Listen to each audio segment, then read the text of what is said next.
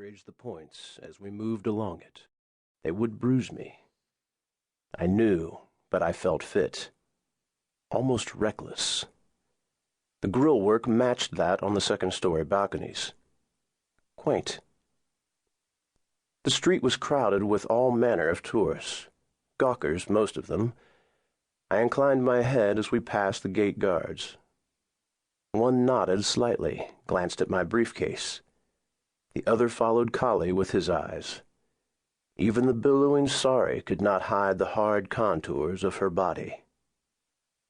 After we turned the corner, she asked, "If the crowd thins." When we turned the corner, the crowd melted away as though scattered by a stage manager. Collie bunched up her sari and was over the ironwork in seconds, into the palm fronds and banana trees. I was more careful. I passed the briefcase through the bars, then worked my way over. We stood together in the dripping trees, looking at the floodlit face of the mansion, solid stonework, like an outbuilding of Versailles. Collie's hand dropped to my distended zipper. She lightly squeezed me, a nurse checking a pulse. I shivered. We must wait. A short intake of breath. How long?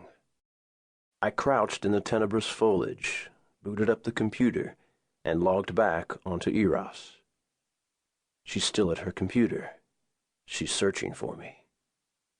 Then let her find you. I shut off the computer and put it back into the case. The rightmost upper window, I said, recalling the photocopied blueprints that the archives so dutifully sent me. Now. Crossing the open ground between fence and mansion was daunting for me. For Collie, nothing. She believes we are invisible in such moments, less than shadows. We are our intent. I opened my briefcase beneath the side balcony. Collie took out the rope and hurled the rubberized hook over the ironwork of the balcony rail. She climbs like a thief. I tossed up the briefcase. A rape kit, police would call it. But it is so much more. I came prepared for resistance, but the French doors on the balcony were open. So often it happens that way. Evil is an invited guest.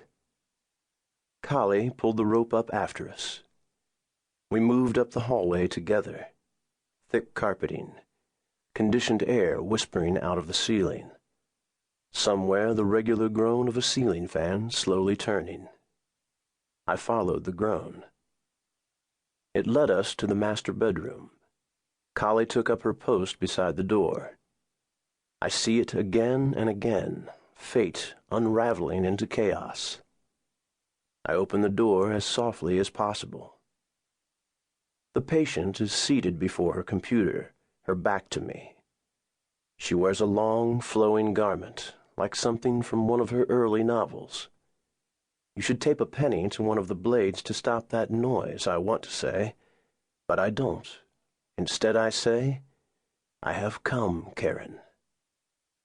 The chair tips onto the carpet as she bounds out of it in voiceless terror, her eyes mostly white behind her glasses.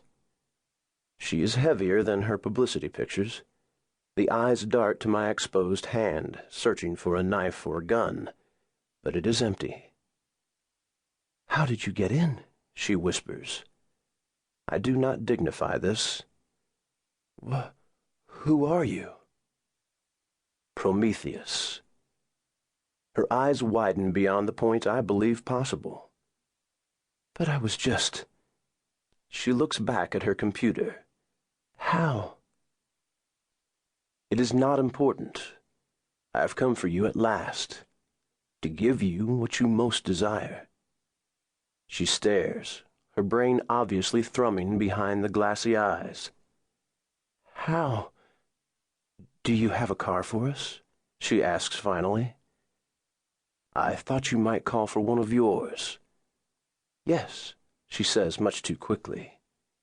"If you'll just let me get some things." "No." She freezes near her bedside table. Her eyes dart downward, then back to my face.